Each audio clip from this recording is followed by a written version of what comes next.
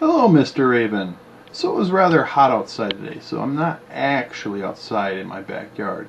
And that's actually my backyard over here. That is a cornfield up on that hill there. And so this video is a reply to your video about evolution. Evolution, defined by the dictionary, is a gradual process in which something changes into a different and usually more complex or better form. Note the word usually. This is not always the case that the form is necessarily more complex or better per se. It fits the environment that it lives in. But anyways, that corn up there, it is a genetically modified organism. It's made by Monsanto, and it is given extra genes to be resistant to Roundup.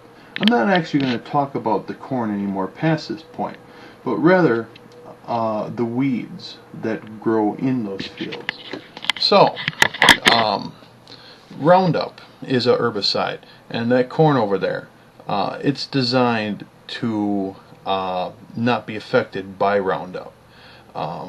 Monsanto also makes Roundup. Like I said, they also make the corn, and as a result, you know, they went about marketing the Roundup as something that plants won't get resistant to as an herbicide, you know, with repeated use on the same fields. Turns out they were completely wrong.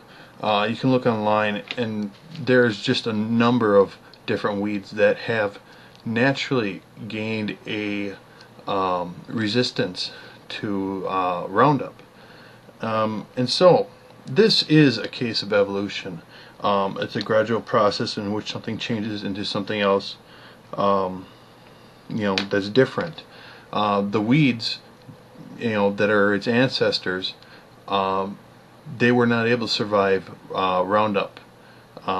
These, you know, they weren't exposed to Roundup, you know, so that's why they you know, produce offspring.